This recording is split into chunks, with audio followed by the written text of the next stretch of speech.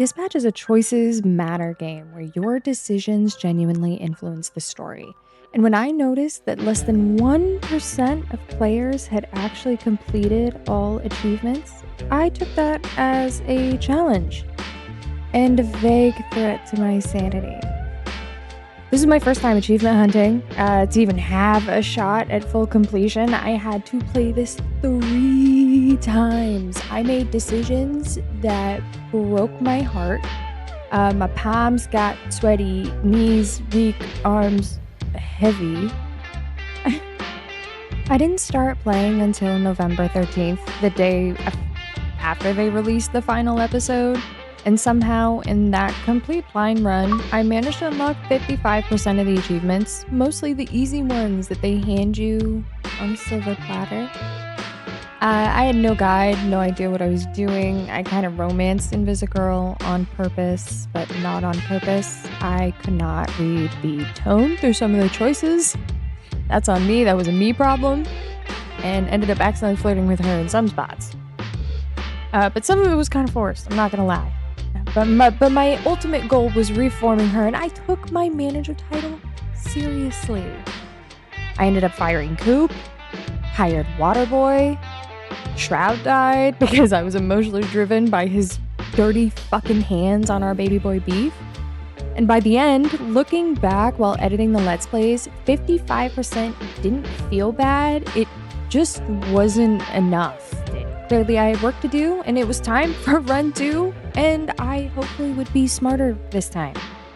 This was probably the most stressful run.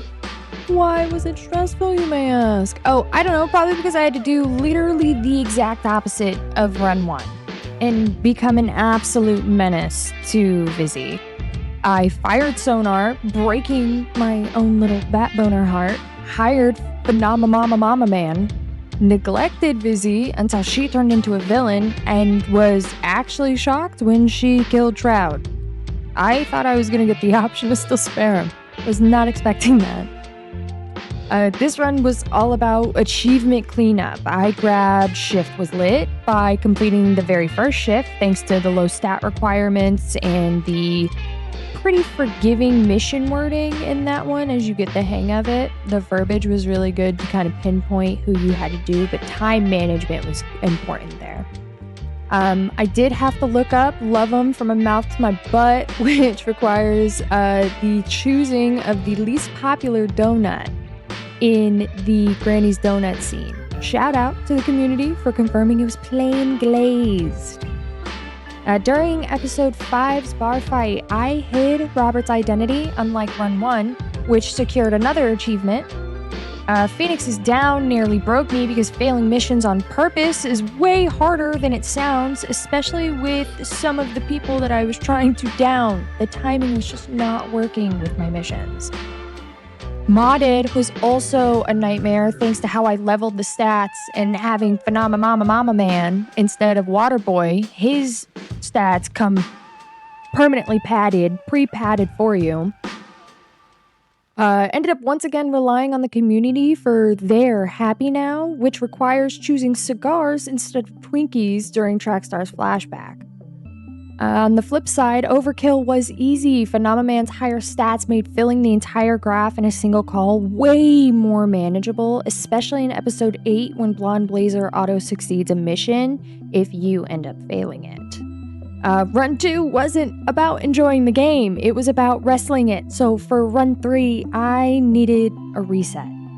By run 3, I only needed 4 achievements. I had to succeed on all of the hacking levels, choose the path of mercy, keep romance out of the workplace, and finally, the achievement for all achievements. I played this run pretty similar to run 1, reforming Vizzy minus the romance, ignoring Blonde Blazer entirely, trying to be a genuine hero. Mostly though, I was tired. These achievements wouldn't pop up until the very end, so this run was pure grind. I used guides to streamline everything, mission routing, the timing, hacking passwords, all of it. I'll link those below, pretty easy to follow along with. Thank you again, community, love you guys so much. When those last achievements finally popped up at 2 a.m., The relief was real, and it also meant I could finally sleep. In the end, I did it. I joined the 0.9%. Not because I'm built diffy, but because I'm stubborn and slightly unwell and incapable of leaving a list unchecked. Run 1 taught me how easy it is to stumble into consequences that we don't really understand. Run 2 proved I will absolutely commit fictional war crimes for achievements. Run 3 was more about acceptance, using my guides, making peace with the grind, letting the game end on my terms. Was it stressful? Yeah. Was it worth it? Yeah, I like seeing that little gold achievement. This match didn't reward the completion. It demanded my intention, my patience, and a willingness to live with the decisions that I made, even the bad ones. And when that final achievement popped, exhausted but victorious, I knew one thing for sure. I earned my fucking place in that 0.9%.